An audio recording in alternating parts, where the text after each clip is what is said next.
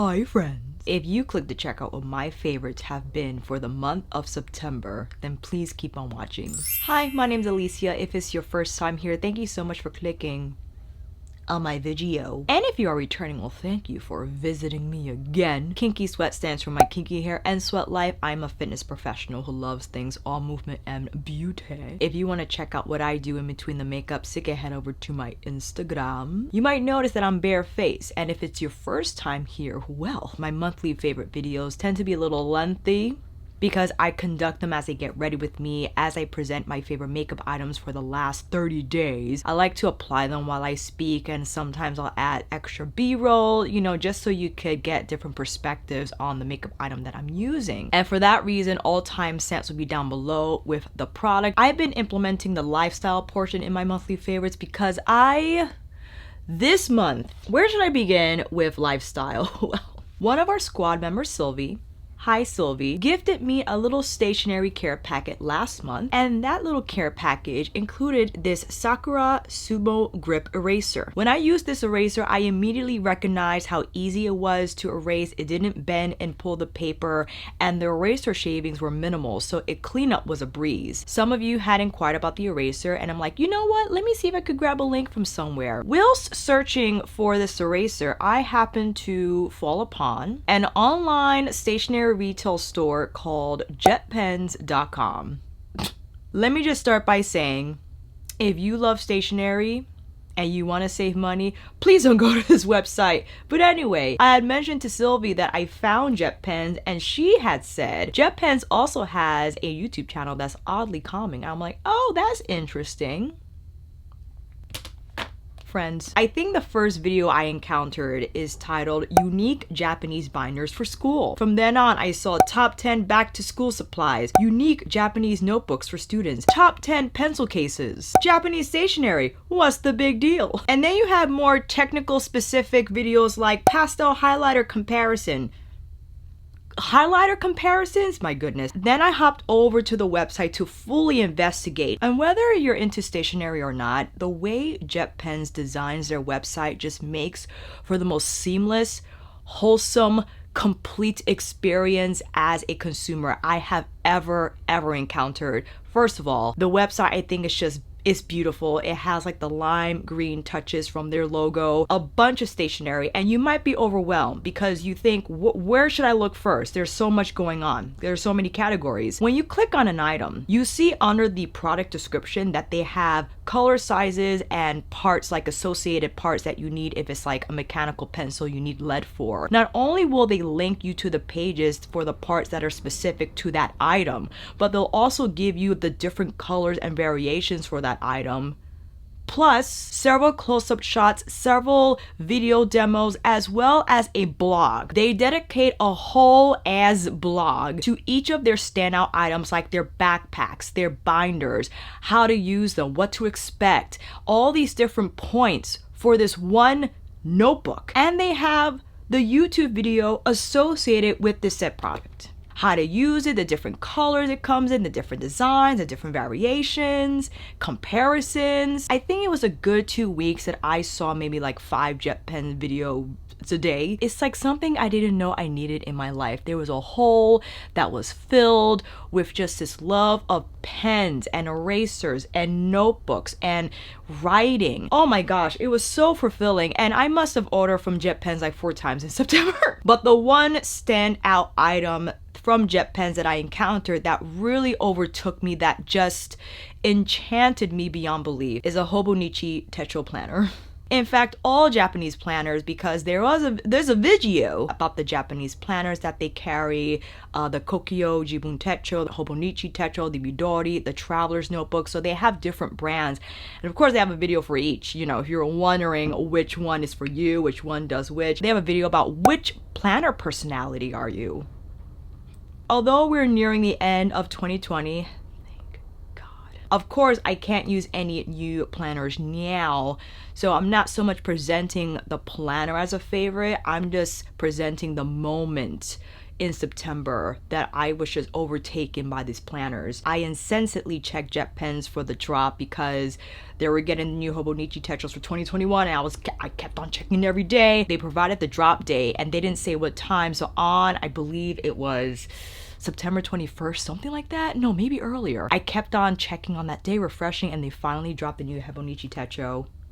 I picked up the A6 size, which is the small standard size, and then you have the A5, which is slightly bigger. The whole thing about Hobonichi Techo planners, well, this is the cover, first of all. So the actual planner is just the notebook. It comes in this black stock book binding, and then you get the cover, which has all these different sleeves if you want to keep your ruler, your stickers. What else do I got back here? Oh, you could also put in photo sleeves. You could also put an extra notebook. You have the pen holder that you could use to keep your planner closed. You have the optional plastic covering over the actual planner cover. The big deal about Hobonichi Techo is the fact that it's made with Tomoe River paper that's ultra thin but super resilient against different pen, pencil, fountain pens, markers. So it won't bleed through, but again, the pages are super thin, so the planner itself is not heavy or bulky. But again, what really drew me into this planner, and something I didn't understand I needed in a planner, like the current one I use is great, but I'm like, I want to write notes while planning my day. I want to expand upon whatever the day held for me, not only scheduling, but just ideas and to-do lists and just brain dumps. Each day has a dedicated page, and it's free reign for you to illustrate, to write, to journal, to schedule. If you want to draw lines, because it's graph paper, so you could draw as straight as you want, okay? It has the time here, so you could write your numbers down the edge of the planner. You could do whatever you want, and of course you have the months at the beginning, so if you want those important deadlines or what have you, you use the month portion of the planner to make that happen. I love this. I love this, fam. I was like, I only need one planner. I got the A6 as you saw, but then I'm like, maybe I need the A5 for like everyday journaling or everyday writing. By the time I made that decision, all the Hobonichi Techo planners were sold out. All of them. At the moment, they were gonna restock soon, but then I'm like, maybe I should just go to the actual Hobonichi Techo website. Oh my gosh, it is actually their 20th anniversary. So I ordered directly from Japan. The shipping was costly. Because I wasn't gonna do this again anytime soon, I'm like, you know what, just take the $40-something. Just take it, okay? It's fine. Decided to get the A5 cousin size. So if you're wondering, this is the A6 size, this is the A5. So it is bigger, but the difference is that the A5 is all in Japanese, where the A6 comes with an English version. But the layout is basically similar in that you still have a page per day. You can get a cover for your A5 cousin.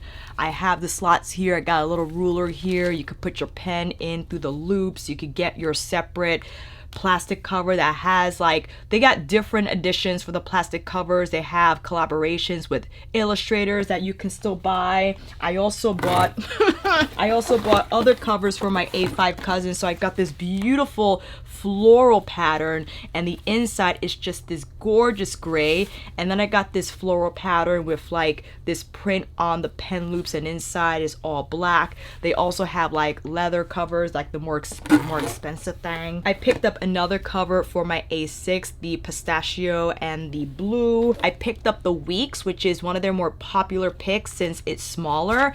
I might use this for my video log, so I'll put the videos here and then any notes beside it. So you have the week on one page, and then you have a corresponding page for notes, same graph paper, same Tomoe River paper. And then I got the Mega, which is the same layout as the Weeks, but it has more note pages in the back. So if you want to really go in on your note taking or your illustrations or what have you. And the Hobonichi Techo is called Life Book. It comes with this pamphlet, and although yes, it's all in Japanese, it's fine. You have all these different ways that you could use your Hobonichi Techo. If you want to use it as a scrapbook, if you want to use it for your pets, if you want it for recipes, if you want it for drawing, like the possibilities are endless. And I think that setup just encourages creativity. It just encourages you to write anything about your day. Like, it doesn't have to be deep. I know people don't like journaling. They feel that needed to like dive into their deepest set of emotions, but I think it's more so just, yeah, taking a record of your life, which I sometimes like to do, to flip back and see what happened throughout the last month, because I will forget, fam. I will forget. And maybe if I'm teaching and I really like the sequence that I did, I'll write that down. Sure, I will video myself, because ultimately I understand technology serves a vital role in today's organization with Google Calendar and all those features, but I like to write things down still. I like to still express my thoughts in writing, in pictures. I'm a terrible drawer. I mean, I try, but I'm terrible. So I definitely recognize the importance of archiving and what a beautiful process it can be. So 2021, I'm definitely into it.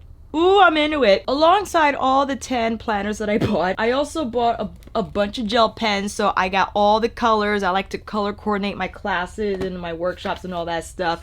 The mid liner highlighter. Hey, aliens of Brooklyn. All these colors, like this brown and this lavender, this like mustard, a mustard colored highlighter. One side you have the traditional wedge, and then you have the pen side if you want to actually write something in this color. I picked up a pencil case, which I love. So you have a section here for your eraser, and you have the elastic band to hold your pens and pencils in place. You could also put your ruler, and on the other side you have more room to, I don't know, smaller items that you want to take along for the ride. I love this color. It's beautiful. I also picked up the Kudo Fit Slim and Soft Binder, and Japanese binders, I'll post a video down below if you want to see. They have the 26 rings, so it's a lot more stable in terms of construction. It's very slim. It's just easy to tag along with you, and man, I have been writing. Like, look at all my Mario notes. This is in the B, I think it's either B5 or B6, and then it also comes in the A5. Look at these colors. Are they so fun? The smaller one is the Campus. I think this is the XOXO Campus notebook. This has its own binding system as well, and you could get the loose leaf paper. Again, I've just been loving this size. Now I want to get into brush lettering, because why not? So I purchased a bunch of the Tombow water-based brush pens, and I think this is called the Pneumosine. It is the Greek Titan goddess who had the 9 muses. My mythology is trash. I am so sorry. So this is a very popular brand notebook, and I have the top binding design because I love to have space on right and left for my hand. I got the graph paper, and I've been practicing my brush lettering. I don't know if I'll ever get it or be good at it, but man, is it fun. The whole point of me mentioning Japanese stationery in my favorites is that I liken Japanese stationery to Korean skincare. It's just that they manufacture top-notch quality supplies that don't cost you an arm and a leg. The standard paper be the best paper you ever written on, that it's smooth, that it doesn't bleed through, that I feel it encourages you to partake in more writing, in more journaling. And that's a part of the appeal, that you could have these just high caliber stationery items that are not gonna cost you $1 million, and it's fun. I think it's so much fun. Do I need it all? Absolutely not. But I found like a little side part of me, like a hobby, if you will, of planning and stationery. I don't know where it will take me, but I am so in love, just simply head over heels, enraptured, whatever the words are. I'm that. 23 minutes just talking about stationery planners. My next item for lifestyle, I have to give it up to these backpacks. People talk about designer bags, I talk about backpacks, okay. Again, I encountered this brand on Jetpens.com, the Doughnut Backpack, which I never knew existed, and I was immediately fascinated by It's Scholastic Charm. This is in the khaki army design. The colorway has the army green and the khaki detailing here. This is a special Korean twill fabric that's water resistant, but it feels smooth. It's nice and durable, and it has this beautiful sheen to it. This is the standard macaroon backpack. That is the design name for this series. It's square, which I really like, and I didn't realize that I prefer a square design over more of an oval design that you might have seen. I just love the inside where it has all these different compartments and it's easy to navigate and easy to find things in. And the macaroon standard size that I just showed you in the khaki and army, I find is great for everyday use. If you find yourself, you know, for instance, yesterday when I teach class, I just needed to take some things with me, and it was just big enough for me to fit all that I needed and not too small, and I had extra room if I picked something up on my way back home. But perhaps the cutest backpack is the Doughnut Mini in the navy and the brown.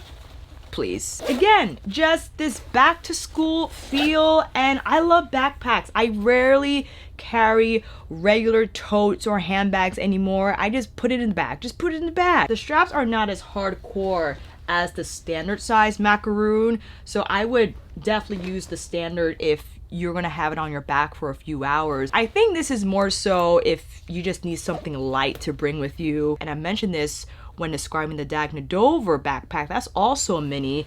Sometimes on an excursion you'll find yourself on, you might buy something, but you don't want to carry it with you. I don't have a car. Okay, so I'm most likely walking back to my destination, what have you. So I want something just big enough for that item, but still able to hold my essentials for the day. And this color, the navy, is so pretty. And the footage that I have here, I've been showing you. I just wanted to give you an idea of the size comparisons, how it looks on your back. If you want to buy this backpack, deciding which one will be best for you. Then I decided to grab the large. The large I got in all black. This is in the Kadura fabric. It's a little more durable than the standard twill fabric found in the regular and mini size Doughnut backpack. Still the same design with the straps, and the handles are great. I love the top handles for the backpack. The straps are the same as the standard size. It just feels good in your back, and I can fit a lot in here. And also, fun fact, I have the 16-inch MacBook Pro. It says in the product description that it's big enough for a 15-inch, but you could actually comfortably fit your 16-inch in here with no problem at all. The inside is roomy. The top flap opens a good ways down, so you could get as much in here as you need. Front part of the pocket has these compartments, the Velcro, the zipper, and the sleeve here. And it also has like this zipper compartment above the laptop sleeve, which I think is great. I actually am able to put my iPad mini in there comfortably. These backpacks are bomb. I love them so much. And again, I love the square shape. I could fit so many things in here. The design is just... and it comes in a plethora of color combinations, especially the standard macaroon. Oh my god, that comes in like 52 different colors. Now quickly, if you see, there is a difference in the logo design. This is the old logo design. If you see here, it has the cursive, whereas the new logo design is more like minimal, has like the print. And I want to let you know that the Doughnut official website is actually an official website, because they have another website I think they're phasing out. So if you're wondering if doughnutofficial.com is like legit or not, it's totally legit, because they're selling their old inventory with the cursive logo design. That's why you might see them scattered around with different retailers like Jetpens, for instance. They have a mixture of both the old and new inventory. And I'm sure you've seen from all the backpacks that I showed, they're trying to merge camping vibe mood design with everyday life, easy to use. I think they did that successfully. I don't like camping. I am the worst. I am a city girl, but I appreciate the functionality with the chic and thoughtful design. Like, I look forward to wearing this. I love how these backpacks look. You obsession. And lastly, I wanted to share my most favorite pants in all the world that I would wear every day, but I should wash them. Ew. The Athleta Farallon joggers. I got these in like the the olive khaki color. I'll put the official color down in the description box. These are so soft and they move with you. The elastic band, it doesn't press into your skin. Ankle elastics are not super tight. I'm a leggings wearer, but I could go for like a loose fitting, you know, flowy joey type of a pant. And they have a little stretch too, so I could stretch in them. I just, you know, I don't want to wear them out like that, so I just primarily wear them for like, you know, out and about types of occasions. I love the color. They go well with all of my plaids. And again, they just are really comfortable to wear. The inside of the pants, really silky soft, borderline silky pajama smooth. Like, these are comfortable pants, and I wanted to share them because I don't often share clothes on my channel because I know I'm not a fashion channel. But if you all were looking for that item of clothing that's a harmony of function, comfort, and looking good, these pants are it. If you like that sort of design. But I thought I would share. Hair! I know, hair. I don't know if you remember, but I had mentioned Melanin Haircare way back in August, because I think at the beginning of August is when I tried Melanin Haircare for the first time. I am almost done with my first leave-in conditioner pump bottle, and let me tell you, fam, I recently purchased the oil that I think is back in stock.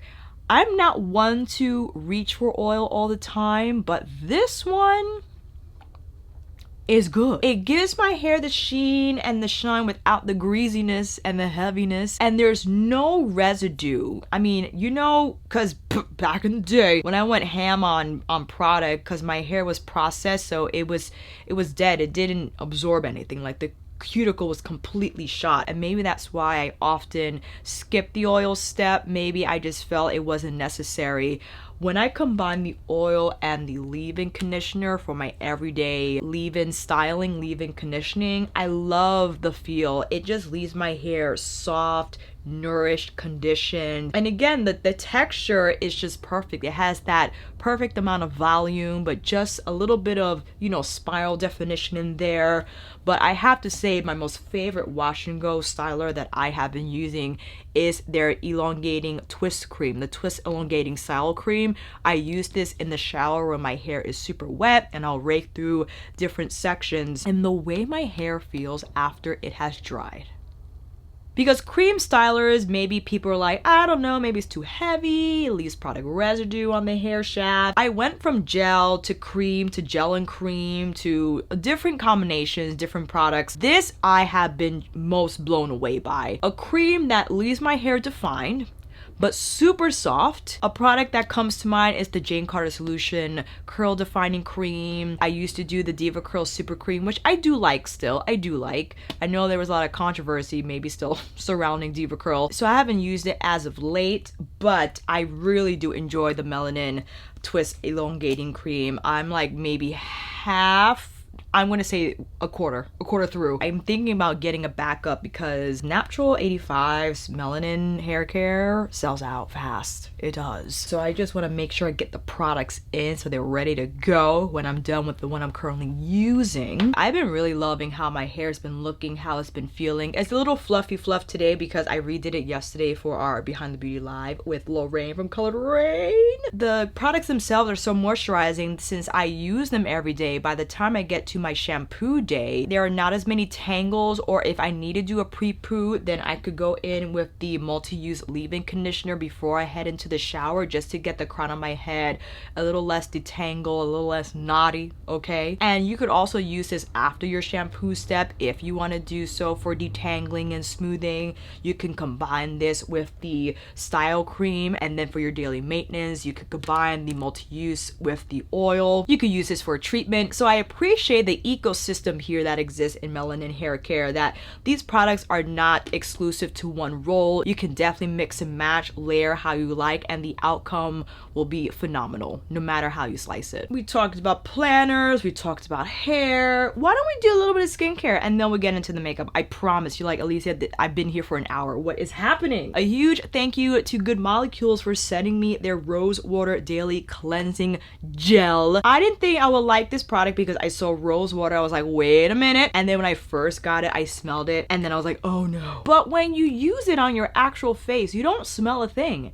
I was elated. So the reason why I really appreciate this formula is the fact that it's not stripping, is a gel cleanser, which I tend to prefer after I go in with my Hada Labo cleansing oil. The sud is not intense. I think it's an intermediate, if you will, level sud that's not, again, overly stripping. It cleanses the skin just enough and it preps the rest of your routine well, whether you go in with your essence, serum, ampule, moisturizer, treatment, whatever. And for quite some time, I've been skipping the cleansing step in the morning. I thought maybe I didn't need to do it, and I know there are different theories circulating on the interwebs whether you should clean your face in the morning or not. I think it all depends on your skin condition, your environment, but I do develop some oil on my face, and I think going in with the cleansing gel in the morning is not a bad thing to do. So I've been implementing that as of late, and I really love how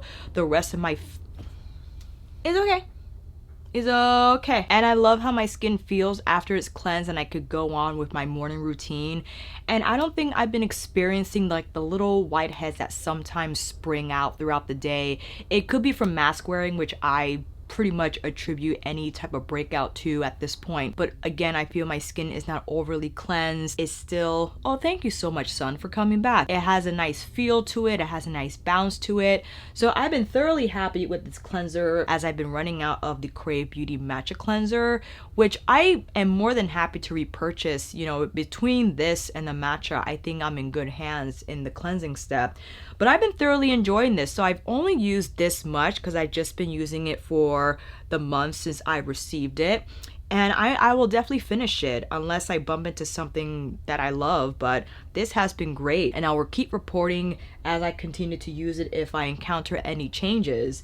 But I like that cleanser. Now that we have touched on a million things and I haven't even started the makeup portion of this monthly favorites video, why don't you come in a little closer?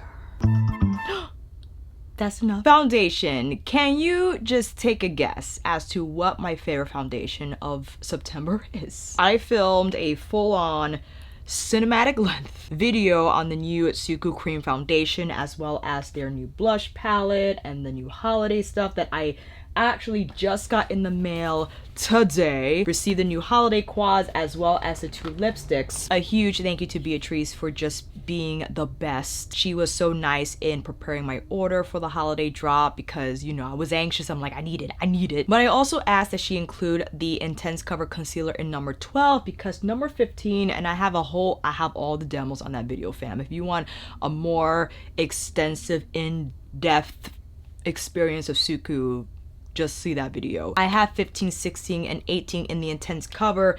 15 is like my skin color and I appreciate it under my eyes, but I was also curious to see if number 12 will be more of like a highlight. But I also understand the brightened under eye look is not so much about the Easter makeup aesthetic, you know? But I thought I should try it, but looking at this now, it's pretty light. So this is number 12. Ooh, I actually think that might be okay. It looks intense at the bottom here, but we're gonna try it. For the cream foundation, I have 035 and 040. 035 is my actual shade and 040 is like me but a little warmer. I like to apply 035 on the center of my face and 040 on the outskirts. Comes with a little spatula, so I just place the 35 on the center right here and then 40 on the outskirts, and their foundation brush that released with the new cream foundation that is a reformulated version of the Extra Rich Glow that I also demoed in another SUQQU video. The cream foundation is, it's like your skin but better, and although it's formulated to still be lightweight and not heavy on the skin, it's still transformative in that it smooths your skin out, it just brightens the complexion, it just makes it look so seamless, not only in how it blends but just how it feels. And this sun change is not letting me be great. It's okay, I don't need you. And a little goes a long way.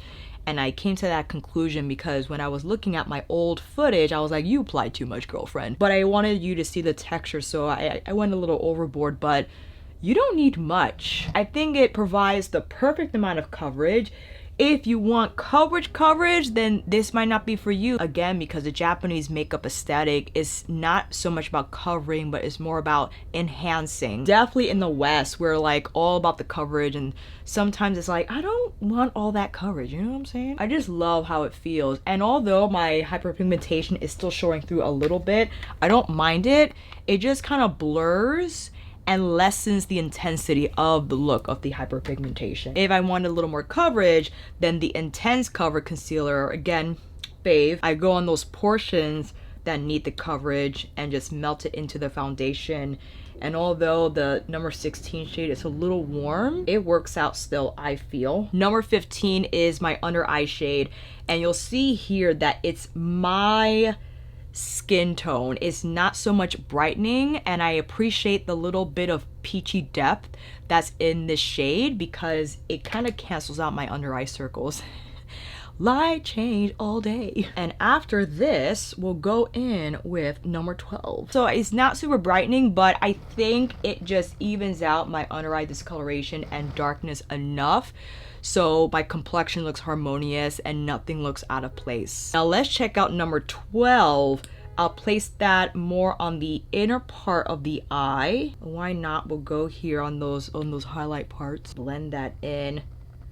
Oh, I'm happy I got number 12. It's not necessary. I totally understand, but it doesn't hurt either. I will still use number 15 because I think it does a marvelous job of evening out my under eye darkness so that when I place the lighter shade, it doesn't just look gray, because sometimes if you rely on a light shade that doesn't have the right undertone to even out the discoloration darkness under the eyes, it lays there and it looks artificial. And you're actually not color correcting the problem. And I just use my fingers to press any remaining product, or you could use a sponge to take away any excess product. But again, you don't need a lot with the cream foundation. I still use too much. You could definitely use a lot less and still get that beautiful coverage and finish. And number 18, I used to lightly sculpt. This concealer, the way it just melts seamlessly. I mean, the silkiness, okay? I use my Zoeva 110 face shape for under the eyes, and now I'll go in with my BK Beauty 108 to blend out this number 18 Intense Cover.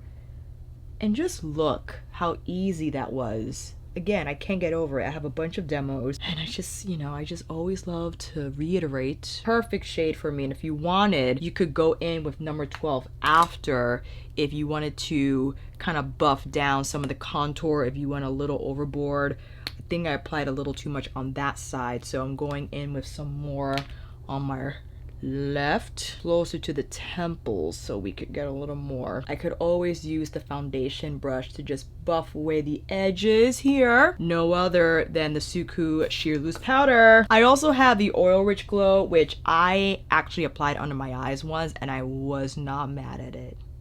I really liked it. Today I will use it to buff the rest of my makeup, but let's just now apply the Sheer Loose under the eyes to lightly set. Weightless, blurring, just like silk. The texture is, I still can't get over it. Absolutely stunning. Place some on the bridge of my nose, in between the eyebrows. I just got my eyebrows microbladed at Evertrue, so expect an IG story on the process, because I'm waiting for the week after get a better idea of the shape, you know what I'm saying? Now for some cheek products. There was a lot of noise around these two palettes. I didn't know if I wanted to present them or not because I didn't want to trigger anyone. The formulas themselves are gorgeous, but we're still waiting for Hourglass to extend their range in terms of the depth of color for blushes and bronzers.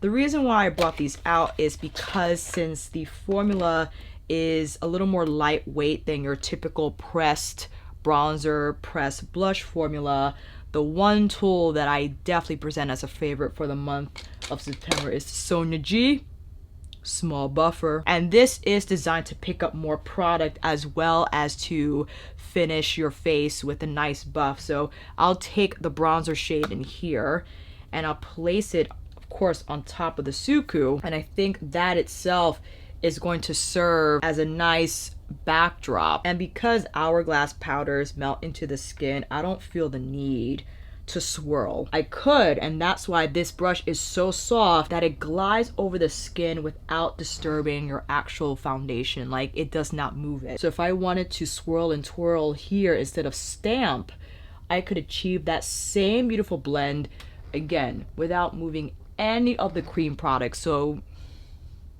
you're left behind with just a smooth, silky finish on the skin. And with the hourglass products, you could layer and layer and not run into any muddiness. So I definitely recognize the power of the small buffer when I use it with a product like hourglass. Now, I wouldn't use it with like with the mented bronzer. Well, the mented bronzer has more pigmentation. But if I want to pick up more color, I'll rely on the small buffer.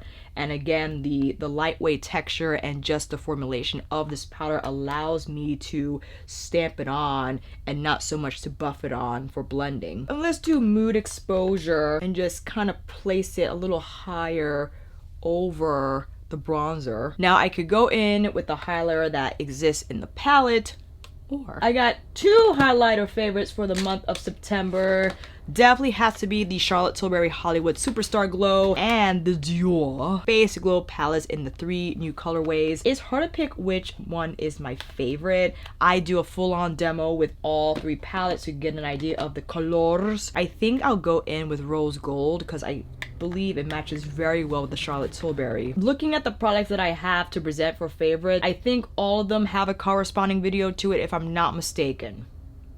Yes, the Hollywood Superstar Glow, I think is ideal for the individual who just wants that soft focus look, not so much like I think what the Dior delivers, which is a little more ethereal, sparkle, wham bam glow. Sonia G, Designer Pro. Over what I tried to not set with the sheer loose powder, and I just love the effect. It's almost like a halo type of a glow from within feel, and that's what I appreciate from Charlotte Superstar Glow formula. I believe it is a new formula.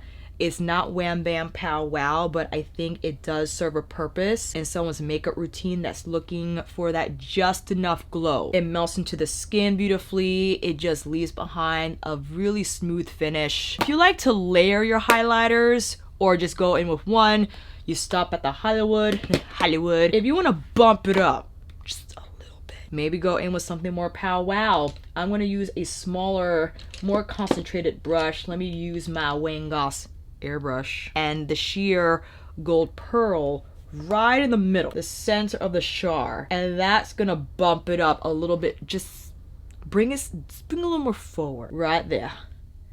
Ooh, that's nice. The Charlotte is a nice base if you want to layer and go ham on these highlighters. Working a little lower now with the metallic golden peach shade is right here.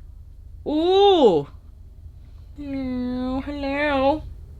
And kick it off with the pink gold metallic shade. This is a little more cool tone, so hold on. Maybe this is a good time to go in with the copper gold instead, because the shades in here, oh my goodness. You know what? Let me go in with this shade. It is the golden bronze shade. You know what? I'm gonna mix the golden bronze with the pink and just tap that on the cheeks. Stop it. I'm taking this one and this one. I'm going blah, blah, blah, blah, blah, right over everything. Get out of here. I'm telling you, fam, I'm not saying you have to buy all this makeup.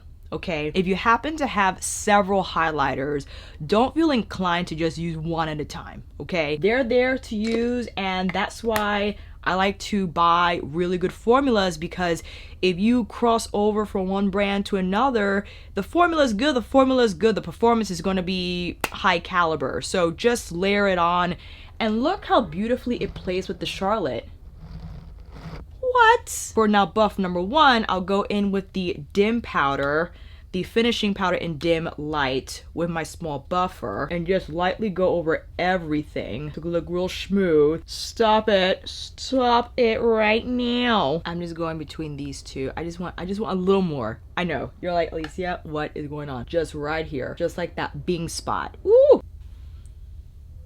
beautiful. Eyeshadow favorites. You know, fam, I have a couple, okay? I know this Glam palette, again, caused a little bit some noise. I think it's one of Natasha's most versatile palettes. I know many of you were disappointed with the shade name descriptions. If you haven't seen Amber Patchlock's review of this palette, I think it looks beautiful on her, and I appreciate her perspective on the matter.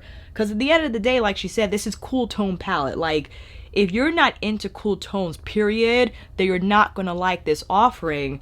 But I really loved these shades and how they were curated. And if you don't like how they're named and you feel the presentation, it targets one demographic, I totally get it. If you ignore all of that and just use what you think is gonna look beautiful on you. I also have the Natasha Denona Glam Palette review video, as well as the live video I did and a comparison swatch video. So I wanted to present an eyeshadow palette that I have been long wanting to speak about on my channel, and I just haven't got to filming with it. And it is the Dior Colors Couture. I have it in 4 Quints. This is in Jungle. This eyeshadow formula, out of this world. Out of this world. I'm not well versed in Dior shadows. Typically, I think the overall consensus feel in regards to Dior eyeshadows is the fact that they're not the best. In the luxury space of eyeshadow, those formulas are not super pigmented. They offer you washes of color, you know, veils of color. This brought the color, the saturation, and the pigment, okay? And the curations of these Quints, I mean, this taupe right here with the green, you all are now ready. I got the Mario Master Prep and Set in October, but I've been using it, okay? So we're gonna use that to prep these eyes. I just appreciate the faster application that this allows versus my Hourglass Veil Primer, which I love. I definitely love, but I just like going like this, especially when I'm filming and I'm trying to, you know, beat the clock. I want to do a little combination of the Glam and the Dior. That's what I'm feeling like. I have to show you this taupe. It's more like a satin, and I apply this on some B-roll that I could show you here, just all over, and I loved how it looked solo. It provides the right amount of smoke, right amount of coolness, and I think it's a perfect color for like that everyday type of a feel, like everyday daily smoke friendly hue. Taking the light beige shade from Glam, and I'll use that to just blend that taupe out. Going in with the lighter taupe shade on this eye. They're very similar.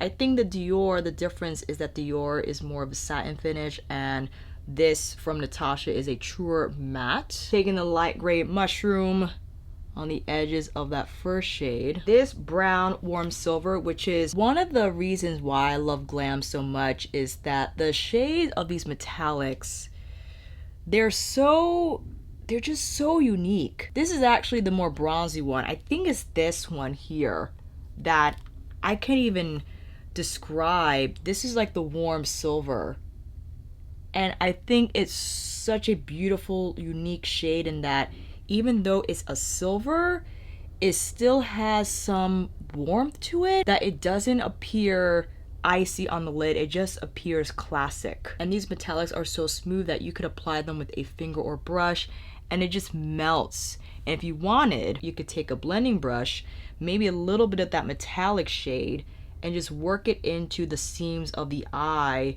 that meet up with the matte, and it blends effortlessly. If you want to see how this green does, I'll take that same small blender brush with the forest green and just begin tapping that on the outer portion of this eye. Like, that's a good green. I was very pleasantly surprised when I used this for the first time, and I was like, excuse me. I appreciate that it maintains its true like forest green hue, but when you match it up with the taupe, it just balances out the color. It doesn't appear too out of place, like, oh, she has a green eye going on. Like, no, there's some smoke with a very soft green tint to it. And again, how it blends, easy, it maintains color richness. If you want to tap on more of the green, then you take a shader brush and just tap to where you want more of the color to appear. And there you go. Look at that. Look at that. Go in with this like antique olive shade, and the way it just scatters and overlaps that forest green matte. Hopping back over to Glam, taking this silver shade. Whew! on the inner corner. I love this.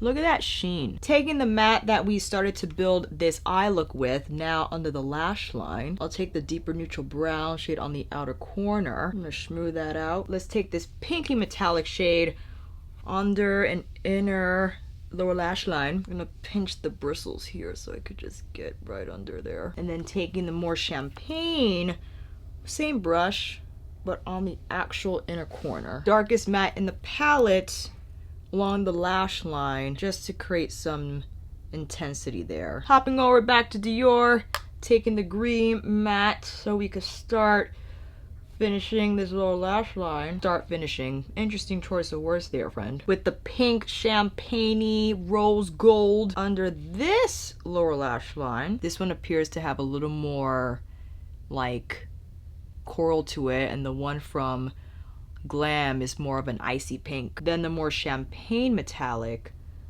on the inner corner, pulling it through that metallic like olive. Woo! Leftover Mario Master Prep on the brush just to kind of clean up around where I over blended. Back in with this champagne shade, but I'll use it to lightly highlight the brow bone because it's not super metallic-y like the Natasha Denona formula, but has the right amount of sheen and brightness to add dimension there. All right, let's apply some mascara. I'll slap on some lipstick and I'll be right back. Of course, had to apply my Pat McGrath Dark Star on the top lashes, Hourglass Unlocked on the bottom. On the lips, I have the Pat McGrath Permagel Liner Structure with Lisa Eldridge Velvet Fawn. And as promised, wanted to slap on some of the SUQQU Oil Rich Glow Powder. Could be used to just target the high points of the face for some extra glow. I wanted to see how it looked as it's a little buff. Let me get into this small buffer, tap off the excess,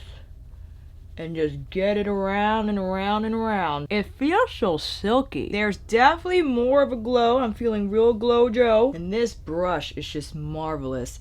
Now, I do detect sparkle on my skin. I think because the Oil Rich Glow has some of that there. But, you know, I'm not mad at it, you know, fam. Because my skin still looks smooth.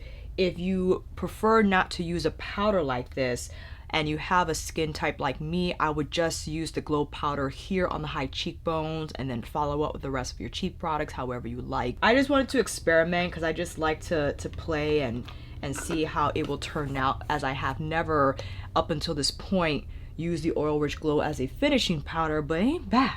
You know what I'm saying? And here's a wide shot of both eye looks with all of my favorites on the fish. I know this is a long video, but I had a lot of favorites this month and I just had to share more details, just my overall experience with these products as I have been thoroughly loving. I still want to do a Dior video where I showcase Mitsa new look as well as Tutu. I have those Quints. I want to do more looks with Glam, or maybe more so combine it with other palettes. Thank you so much for joining me on another monthly favorites. Do let me know what your favorites have been so far, what your experiences have been with products you've been thoroughly using throughout the month, and products that you have your eye on still if you have any questions about them, and I will do my best to answer them based on my own experience. And until then, fam, that is a wrap. Thank you all so much for watching. I hope this video helped, and if you like this video, please give it a thumbs up and maybe consider subscribing to my channel. And until then, I'll see you on here again with another review, tutorial, monthly favorites extravaganza, or nightly live chit chat. Take care, and I will see you again soon.